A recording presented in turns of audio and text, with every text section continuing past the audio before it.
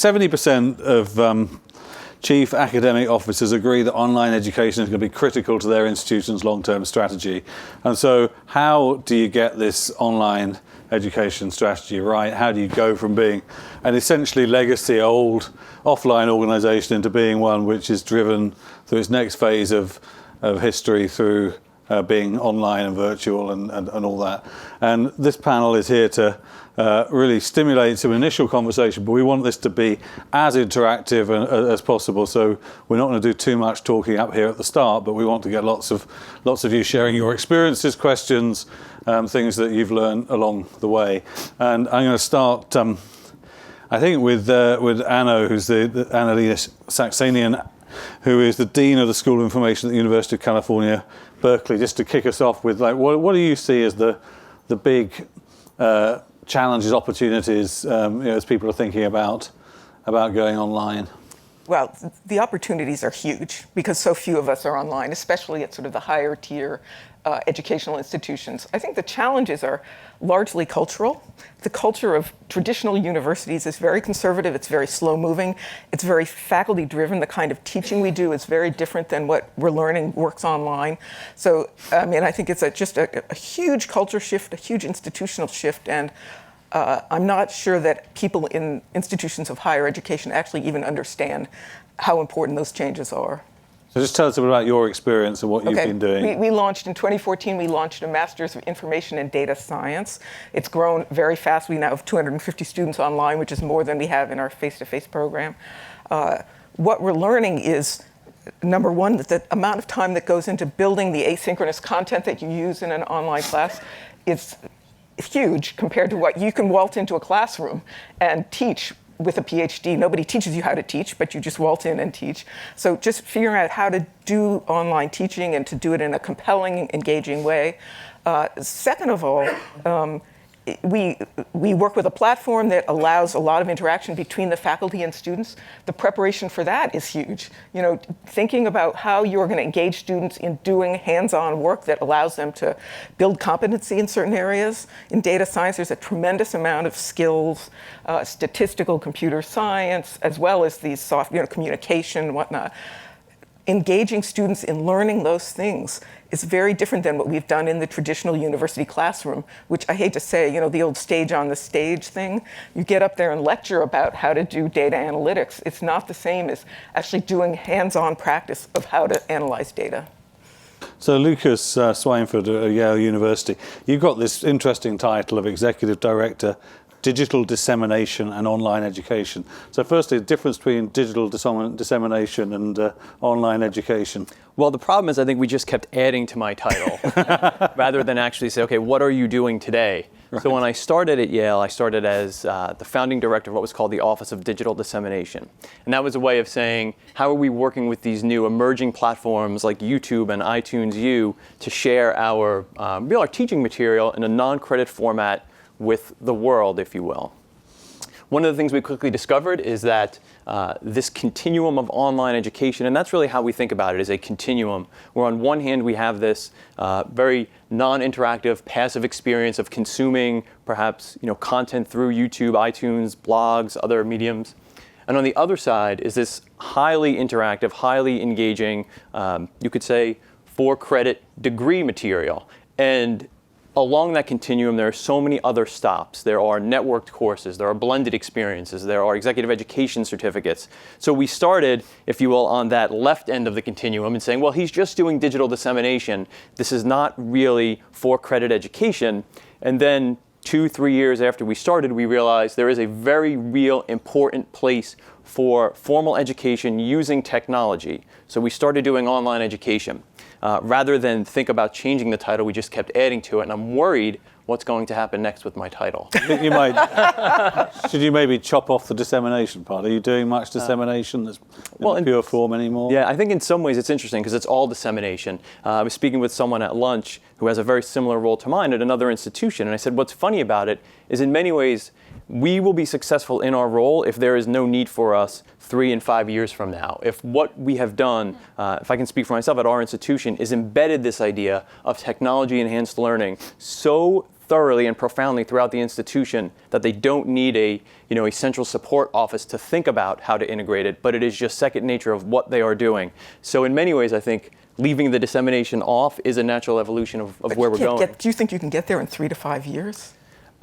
I don't know. I hope not, because I have a mortgage to pay and kids at home. What's been the biggest cultural barrier so far that you've been facing as you try and do this? Well, I think Anna hit on it exactly. I mean, these institutions, my institution is 317 years old at this point, has a very well-documented history of success in the way that they have taught. And now we're saying, well, there may be new ways to handle the lecture format, and especially at Yale, which is a very strong humanities-based institution, to say, let's think about using technology. And I don't think the model of flipping the course is as effective in the traditional humanities course as others. So we really have to work with the faculty to have them understand that there may be a place for this way of teaching and learning at an institution like Yale.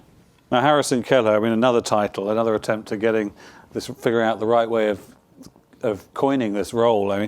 You are the Deputy to the President for Strategy and Policy at the University of Texas, Austin. Tell us a bit about your mandate, your role, and what you've been doing, and so forth. My main mandate is to work on the President's major priorities for the campus, and so certainly things around digital learning and what we're doing with online is certainly part of that, and one of our major priorities.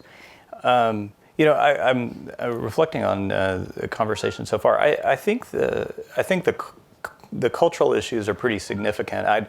I would have a little bit different take than a lot of folks. I think that there's been a misdiagnosis in a lot of discussions around this issue. So my impression, especially when I think about sort of the faculty innovators that I work with on campus, or I think about our students and then our conversations with employers, is that all three of them are pretty game for doing some really interesting and even radical things. I think the bigger cultural issue is not with the faculty. I think the bigger cultural issue is with the kind of the administration of institutions and with the policymakers, that we don't really have institutional or policy structures that facilitate and support doing these really interesting things at scale.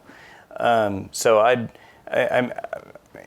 with respect to the economists, I think one piece in there that may be a problem is that we got caught too much up in the language of disruption, and maybe reading too much the wrong Harvard Business School professor.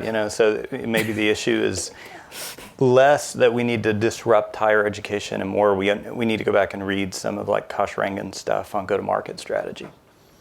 Oh, okay. That's getting quite technical. So Kash Rangan stuff, and what would be the key? Well, one key thing in particular is that we need to understand better about kind of who our audience is, and kind of what are the reasons that students would engage with us. We need to think more about what's the experience like of students as they're trying to navigate our institutions, and how we can better engage with them. I think that's going to be a key to actually moving from beyond what mostly now are a lot of really interesting but small scale kind of boutique projects to something that we could do at a much larger scale. But I suppose the other, just before Jim, just to push a bit on that though.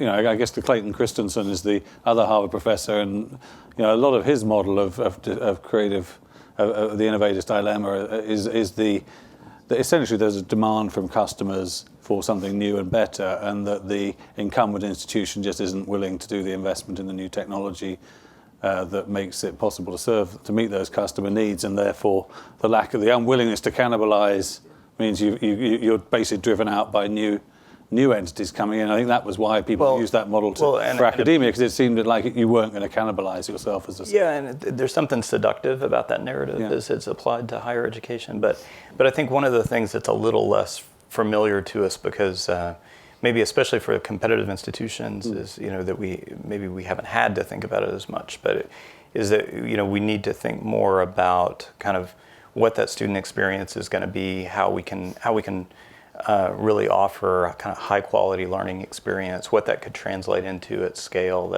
Those are unfamiliar sets of questions for institutions. From 2U, Yeah. And you're Chief Impact Officer, which is yet another interesting title. What does that mean?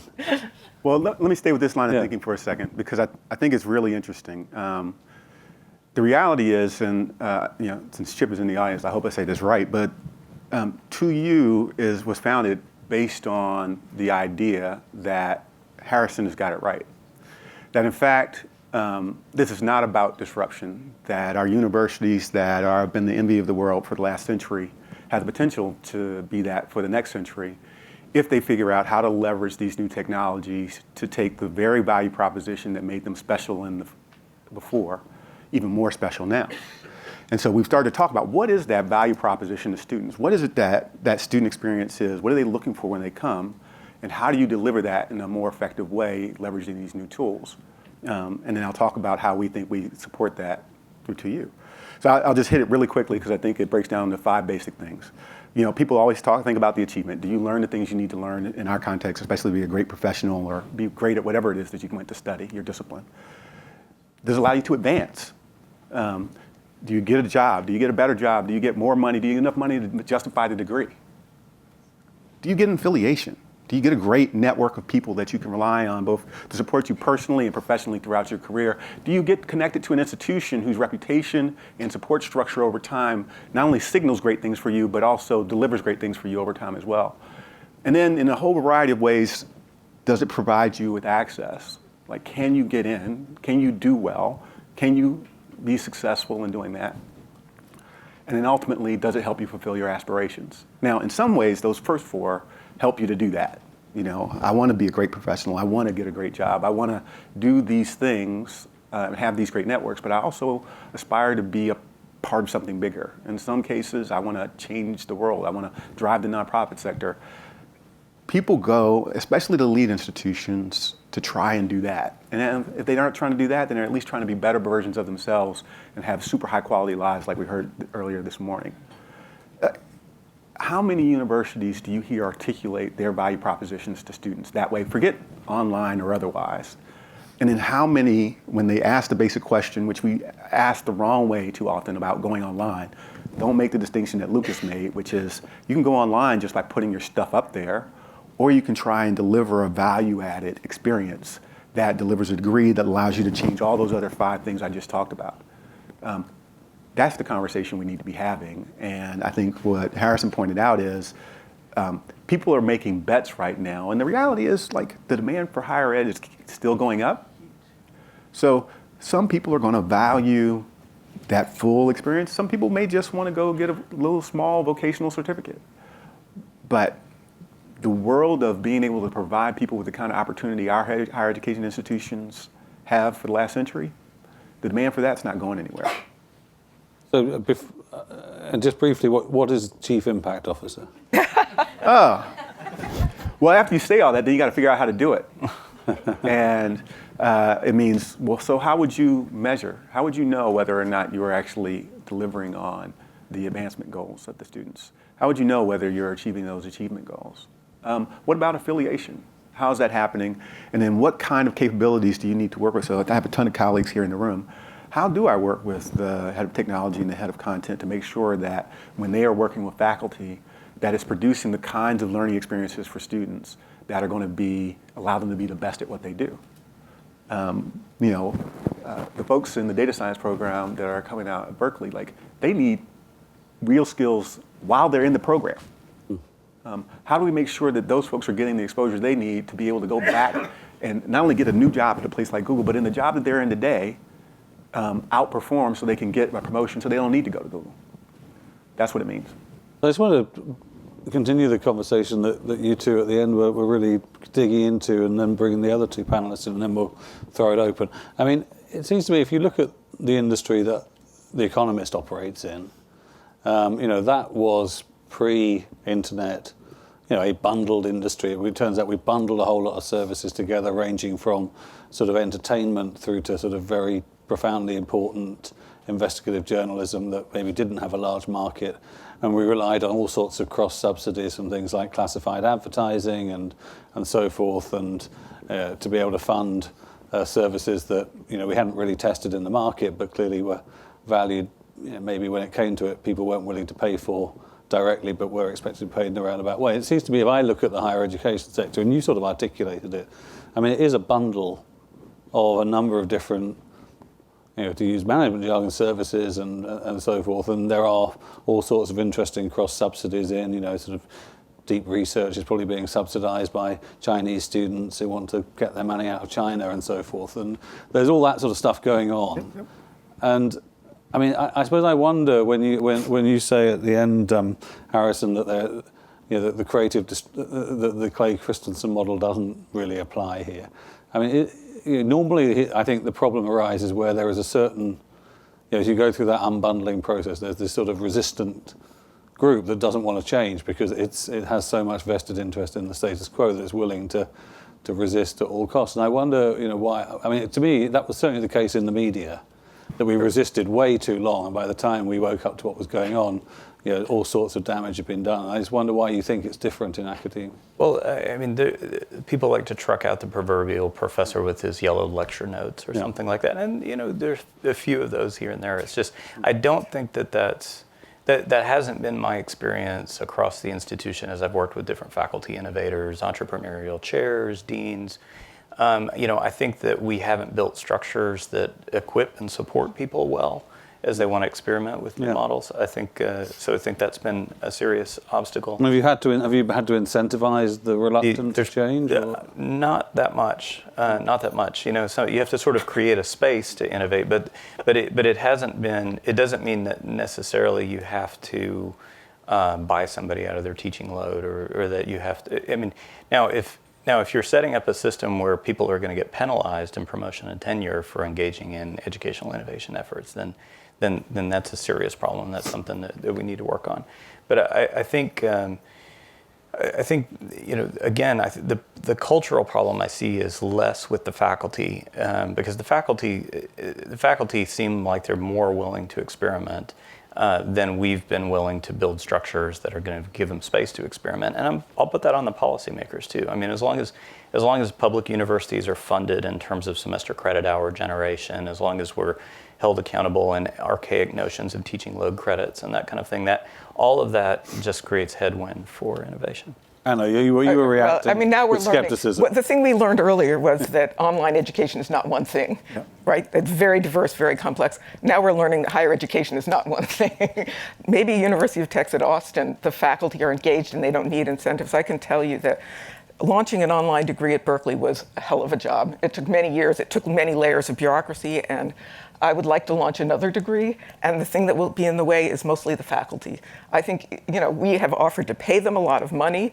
It is very hard for people who have incentives to do their own research and who have tenure to get them to invest time and energy in teaching better, becoming better educators. It takes a lot of work to become a good educator. It takes time to rebuild your content. It takes time to engage the students. If you can just waltz in a classroom and give the same lecture, maybe not with the same yellow line notes that you've given before, and continue to do your research in most of your time, I think you would do that. So I was on board when somebody this morning mentioned eliminating tenure, because I think tenure is a very conservative institution. I think at least elite institutions... I can see that as a big selling point for getting your online course. But I think that at least at elite universities are very conservative institutions from the top to the bottom. And I think we are changing. I mean, the evidence is, that we are doing it, but I think, I look at ASU. They went online very quickly and I think some of these startups that we've had up here, Newton, General Assembly, they are pushing us in all sorts of ways. And so that does fit with the Christensen. I think if we ask our faculty to say, do everything you were doing before and you're accountable in all the ways you were accountable before, but we want you to do these extra things, we're going to burn out a lot of the available kind of interest and energy and enthusiasm pretty quick. So I do think that I'm not saying we don't need incentives, but I think that I think there's a willingness. I was saying that I think we discount. Can I marry these two worlds in the question that you asked? Yeah. So what we heard is very true, which is it doesn't take long to figure out how diverse our higher education landscape actually is, even among quote-unquote elite institutions. It also does, within that, the faculty are very diverse in terms of, and the policy structures are diverse in terms of the incentive structures that are there. How much even teaching is valued at all is varies significantly from campus to campus. What is true, though, is that where the disruption still applies is that outside of the elite in particular, people have already disaggregated the value proposition. That is why the General Assemblies of the world and others are coming in, and they are completely eating the lunch of a set of folks who, on those 5 dimensions I talked about before, were providing questionable delivery previously. And so, the scorecard that just came out is based from the Department of Education, whether you like it or not, is based on real data about real people's lives. And if you actually look at that data, it says that, forget about the institutions that we've spent a lot of time talking about here today, about half of those places are taking people's money, and they would have been better off letting them just go straight from out of high school to wherever they were before. So that part of the marketplace, expect devastation, completely expect devastation, and I'm looking forward to it. However, there is a part of the sector that has been producing opportunity for people for a really long time. And people have respect for those brands and those names and those institutions. And they expect that if they do the right things through those institutions, they're still going to have opportunity. And people go to those universities not only to do great research, but to be a part of that institution. If we can tap both on the student side of that, you'll be able to retain the loyalty and ongoing demand.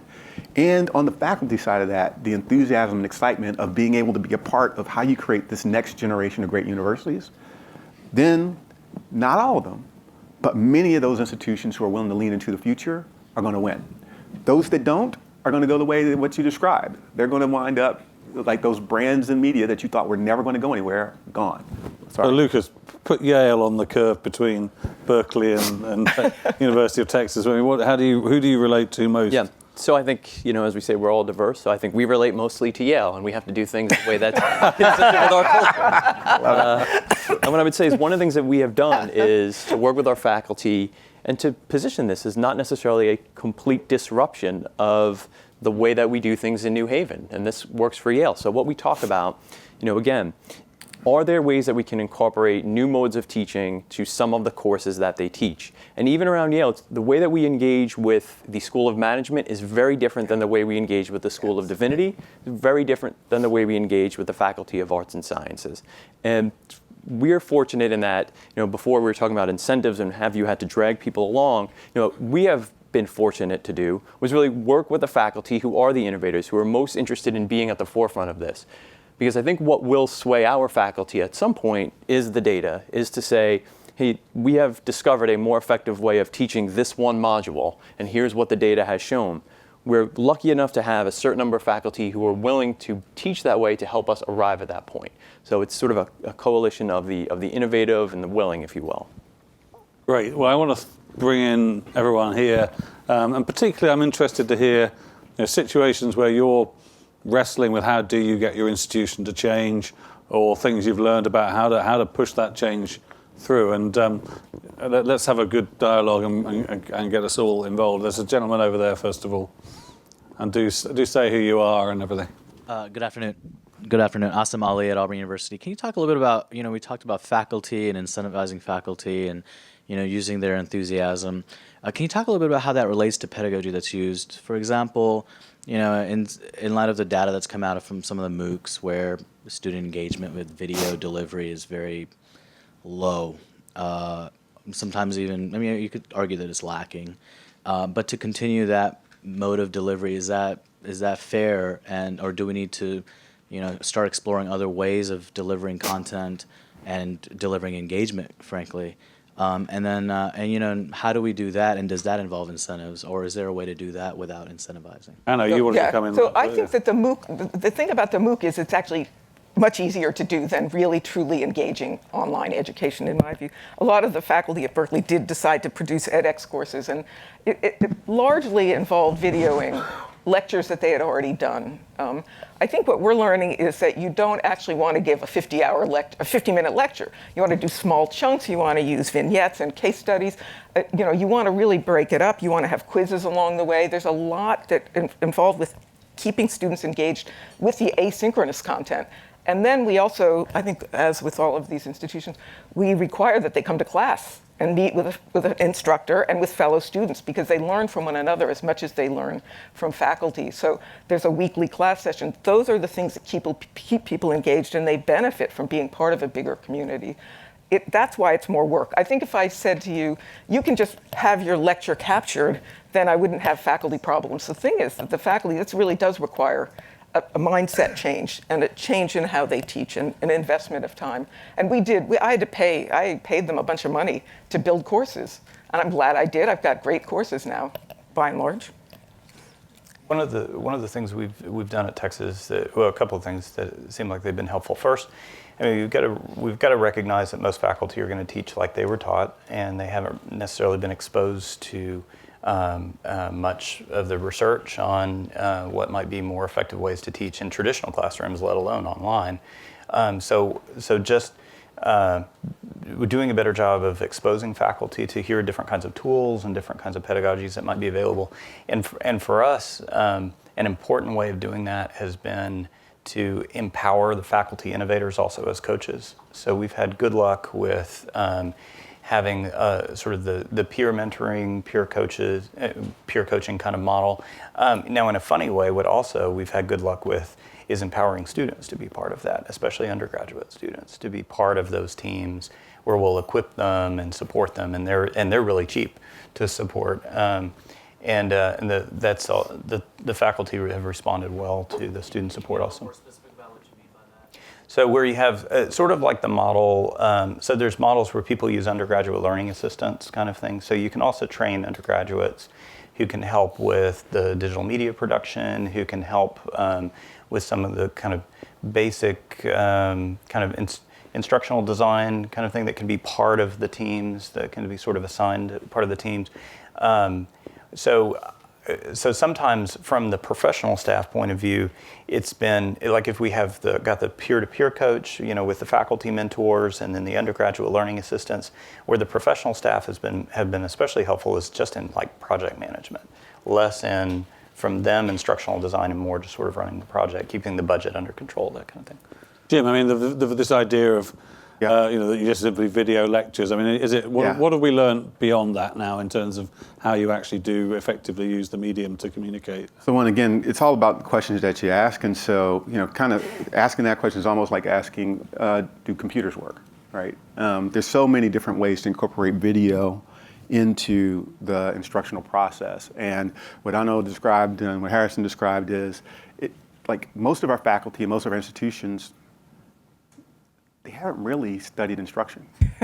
or teaching or been learning. taught. So this is actually sort of revealing the weakness or of teaching pedagogy, in many right? classrooms. And so what we're discovering is, and it's really a fascinating thing now, right?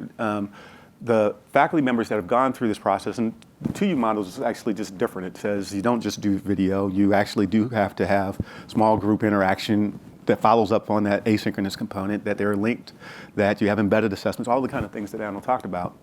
But the important thing is that you get faculty who participate in that, and we just actually finished doing a survey of our faculty. So one, the great news is that the faculty who are participating believe that the online experience, the vast majority of them, can be as good or better than the on-campus experience.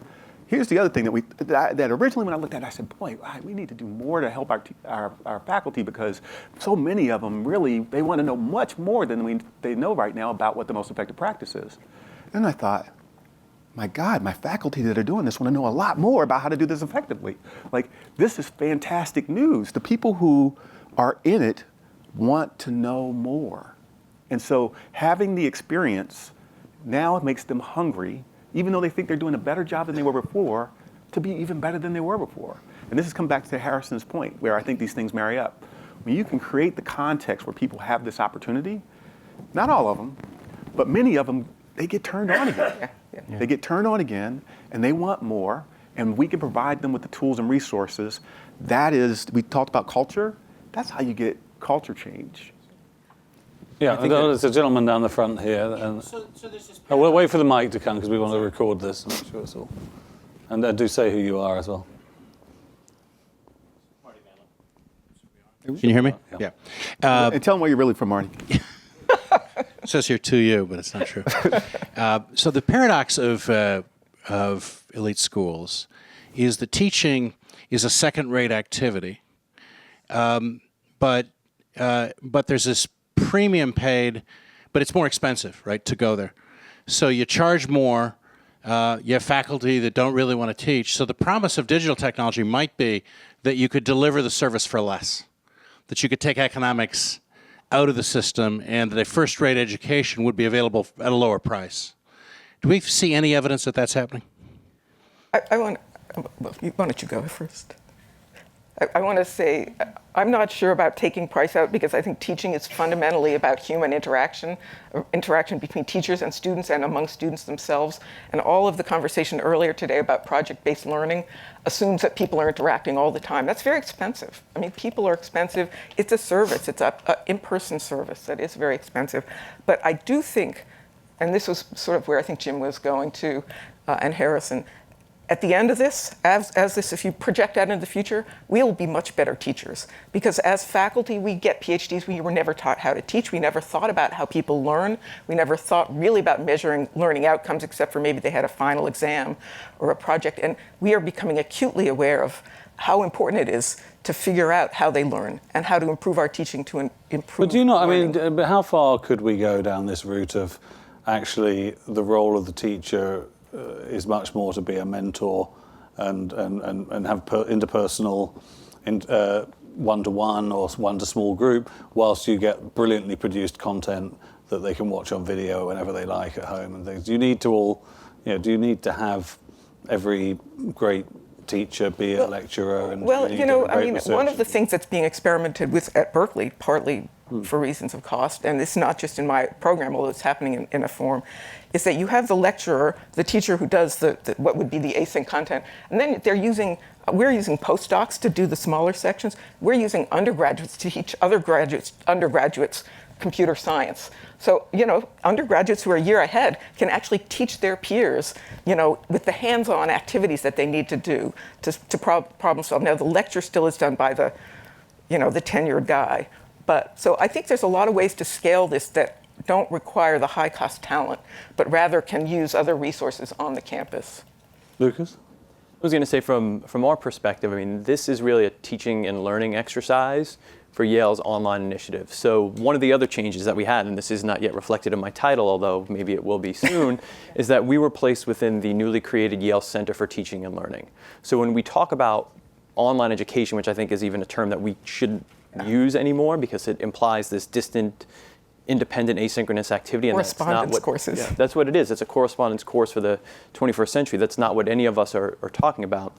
When we work with faculty, the first question we ask is, how does this improve residential teaching and learning? And I suppose there is the promise that this can change the economy of teaching, but that's not what we're thinking about. We're thinking about how does this improve the teaching that happens here on campus. Go ahead, Harrison. Well, I was going to say, so there's also this mythology about this division between teaching and research at the elite universities that I think needs to also be thrown into question, because I mean, for one thing, a lot of our star teachers are also star researchers.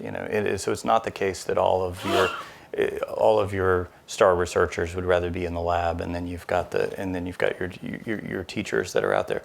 I mean, back to Jim's point earlier about the value proposition. I mean, so really, do students want to come to the University of Texas just to get their knowledge gaps filled? Well, that would be not a great choice, right? I mean, if you just want to get your knowledge gaps filled, you can do it a lot cheaper somewhere else.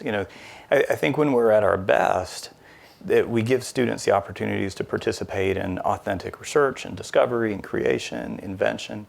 And so, part of what we're wrestling about is, okay, so how do we focus more of our resources and attention on that and actually do it at scale?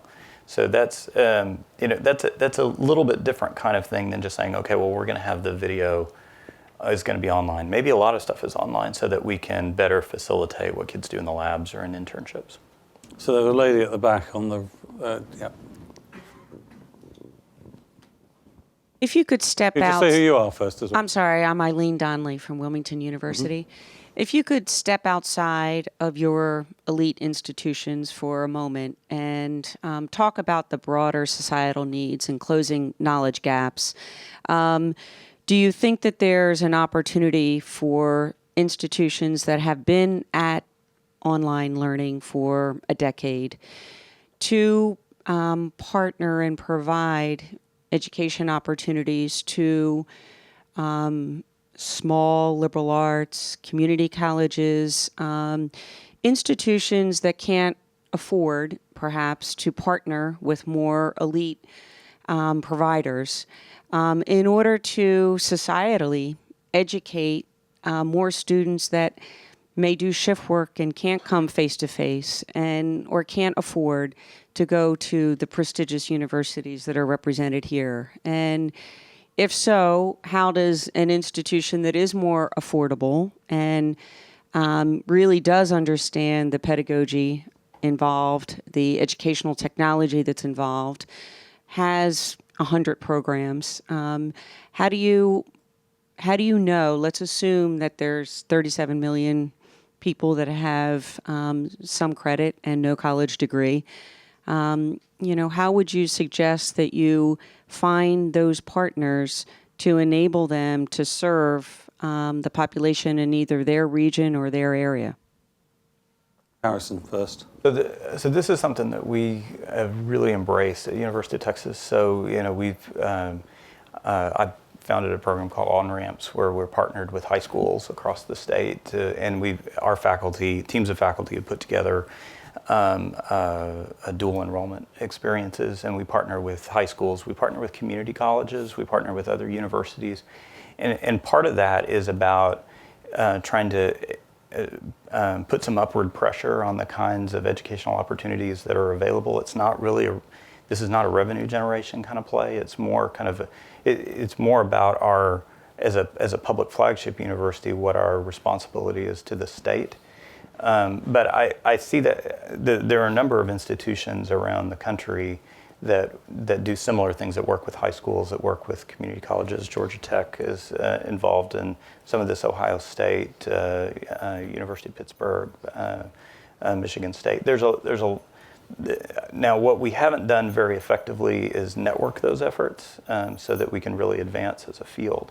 But I think that there's a lot of receptivity. At least I know better the kind of public research university. Well, this is fundamentally a digital outreach, is it? Yeah. So I'd say three quick things on this. One is that whether or not you're serving an elite population or you're serving the broad population, my take is that to very different degrees, those same basic elements of the value proposition are still there, right? Especially for folks like my community where they need to advance. They are desperately trying to advance. And the question about affordability is, can I access the resources to do this? And if I do it, is the return high enough on it to be worthwhile? And that doesn't mean it has to be free. It just means that the payback has to be there. So the question is then, can you actually produce an experience for them that's going to deliver on those same 5 A's? That's going to allow them to learn enough to be good enough to earn a new kind of wage than they had before. And this is where we have to struggle with our policymakers as Harrison has talked about. This is where value add becomes really important, right? So the question of, if I was making $15,000 a year before and I now make $27,000 a year, am I better off than I was before? The answer to that is unequivocally yes. Can I afford, if I'm an institution, I'm being held accountable and I don't get credit for that value add, then what does that mean? And so there's needs for us to think through that part of the system on the policy side. But on the how you actually find a partner who can help you deliver on it, the key question is, are they helping you deliver a quality solution that actually gets your students where they're trying to go? Not just, are they providing you with a technology platform that you can put your content on? And we can talk more about what that looks like. I don't know exactly how to do it without sounding self-serving, but the reality is that there's a lot of people out there that are selling technology platforms and telling you they're selling you a solution. Anna. Yeah, well, I mean, I just want to make 2 points. One is, I think that, a partnership like with an institution like yours, from my point of view, could play a really important role in bringing people into our programs that traditionally would not get into our programs. One of the things, so this is a data science program, it's very technical. You have to have computer science background, you have to have statistics background. We cannot get women I mean, the proportion of women that are applying and enrolling in our program is very low. Well, what if we partnered with you and you were providing some of the ramp-up courses for women and for men that would help feed into our program? I mean, I think that would be terrific. And would you be able to award a degree for that as well? They would then feed into our program. It would be a sort of a two-tier thing, but it would create much more access than we're getting right now. The other thing I just want to add on to this is kind of unrelated, but one of the things we have discovered is there's tremendous demand among people who are working full-time to get master's degrees, to get professional master's degrees. I've been stunned by the number of applicants we've had for this program, and they all are working full-time, and they're all dying to get an advanced degree that they could not move to Berkeley and live in Berkeley for 2 years to do a master's degree. There's a huge market out there that we could, I think we could partner with other institutions and share. I mean, it's just that there's a lot of demand. Do you want to jump in on this point? As a mic coming to you. It's more the strategy and disruption. Okay, so why don't you ask that question, then because that's how, if you give the mic to that gentleman. Thanks. You say who you are as well. Tony Amater from the University of Mississippi, a Carnegie Intensive Research 2 institution where 3 of these schools are Research 1. So I still identify with your faculty members who want tenure, have tenure, and don't want to spend the extra time teaching. And so Matt was very kind when he explained the Christensen model of disruption, and because he left out the final part of it, meaning that if the organization is not willing to completely change its organizational infrastructure, it's not going to succeed, and that's all of us around here, right? So you're very kind to us to not mention that. To what extent is online education truly disruptive? Because if it is truly disruptive from a Christensen sense, we're all doomed. Well, since it's not one thing, it's hard to say. I mean, online education is so diverse. I think... Well, do you think you're all doomed? Obviously not. No, I guess. no. I mean, the economist isn't doomed either. You made the shift. Yeah. So, I mean, look, they're running conferences to make money. It's a great business. I mean, we're doing other things. So, no, I mean, I think... Look, but if you could tell us how to make money, that would be... But I think a lot of universities will be able to adapt. I do think that, like the one point I just made, there's a huge market out there for students who want degrees that cannot move to the campus. So the old model is dead. If you expect everybody to come to you, you may not fill your seats. But if you start opening it up and online helps you do that, to people who live anywhere in the world, you will get a lot of interest. So I don't think every institution will adapt, but I don't think it's so harsh that you're going to be cleaved away if you don't, you have to be paying attention. So I think we're almost out of time, and I just wanted to end with each of you. I want to ask each of you to say, what's the biggest challenge that you faced as you were moving to this new online world, and what lesson did you learn from that about how to overcome it? And I'm going to start with Harrison.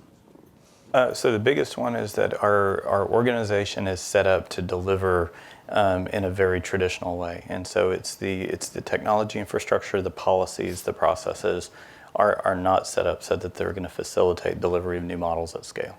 And the lesson and then the answer you found to that was? So we have to sort of carve out a space for faculty and be able to provide sort of sometimes ad hoc solutions that let the innovators actually take advantage of their ideas. Jim. Clearly, I'm in a different position than everyone else. I would say that the biggest challenge is people are trapped in the box of their preconceived notion of online education and overinterpret it, and then don't actually think big enough about what the opportunity is to be transformative, to do something different, bigger, and better than they've done before. They want to eke their way out into it. And if people just keep eking, then this guy's going to be right. But if people take the bold steps that are required, then he's absolutely wrong. And he's absolutely wrong, and so is Marty, about having all the value destroyed. Anna? Yeah, I think the biggest challenge for me was institutional resistance. It took me 2 years to get a degree approved, which has proven to be enormously successful. I mean, I think the lesson is you got to just keep plugging away, and you got to just keep working with people. Eventually, change happens. I'll go back to the first lesson that we learned with our first 4-credit program, and we approached that thinking that, again, what we were doing online was discrete and completely separate than the residential learning experience. And the first faculty member who engaged with these tools and these new forms of pedagogy, that following fall after a summer, completely redesigned her course because she had been introduced to these tools. So that was the first lesson we learned, and perhaps the most important even today. Right, well, thank you for the panel for a very stimulating conversation.